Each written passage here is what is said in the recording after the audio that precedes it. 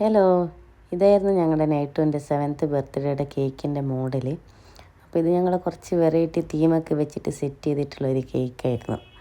അതിൻ്റെ ഫ്രണ്ടിൽ നെറ്റിക്ക് സ്കൂളിൽ പോകാനായിട്ട് ബാഗൊക്കെ പിടിച്ചിട്ട് സെറ്റ് ചെയ്ത് നിൽക്കുന്നുണ്ടായിരുന്നു.